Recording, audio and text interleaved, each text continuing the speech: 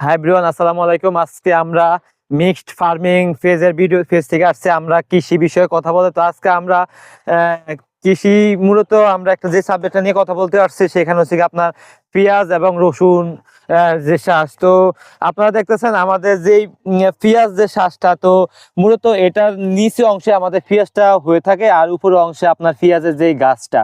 তো এই যে আমি প্রথম থেকে বলি যে এই গাছটা কিন্তু আপনারা সবজি এবং বিভিন্ন ভেজিটেবল বা ক্ষেত্রে আপনারা খেয়ে থাকতে তৈরি করে থাকবেন।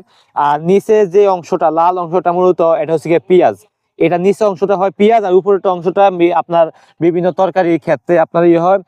আর পেঁয়াজ এমন একটা ফসল যা আপনার সব তরকারিতেই আপনার প্রয়োজন হয়। আর বর্তমানে বাংলাদেশের পেঁয়াজ খুব কম পরিমাণে চাষাবাদ করা হয়, যার ক্ষেত্রে আপনার ঘাটতি পূরণের ক্ষেত্রে আমরা বিদেশ থেকে পেঁয়াজ রপ্তানি করে থাকি। তো আমি আমাদের যারা কৃষক ভাই আছেন তাদেরকে আমি অনুরোধ করব আপনারা বেশি বেশি করে পেঁয়াজের যে চাষ এটা ইয়া করুন।